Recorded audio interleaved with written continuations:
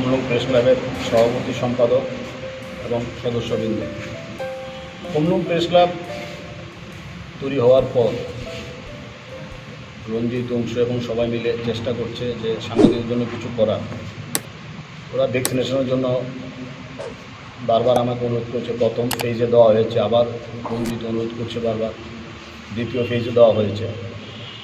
তো Khumlung press club সাংবাদিকদের জন্য আমরা যে উদ্দেশ্যে এটা আমরা ভেবেছিলাম যে এই ক্লাবটা প্রয়োজন, দেখলাম সেই উদ্দেশ্যকে সফল করার লক্ষ্যে সেই উদ্দেশ্যকে সামনে রেখে কাজ করে চলেছেন রঞ্জিত অংশু সহ খুমলুং প্রেস ক্লাবের সবাই। আমরা খুমলুং প্রেস ক্লাবের পাশে থাকব। আর আমাকে রঞ্জিত বলেছে, অংশু বলেছে, ফার্নিচারের ব্যাপারগুলো বলেছে, আমি দেখেছি ফার্নিচার নাই, তো ফার্নিচারের একটা ব্যবস্থা আমরা করব, ওদের জন্য আমরা একটা করব, আমরা একটা ওদের সাথে আলোচনা করে কীভাবে ওদের সাহায্য করা যায় সেই বিষয়গুলো করব।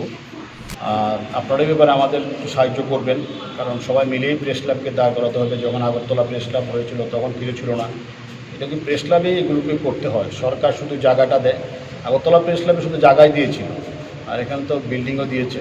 এগুলোকে মিলে একসাথে খুমলুং প্রেস ক্লাবকে আরও ভালো, আরও রিচ, আরও সমৃদ্ধ করতে হবে।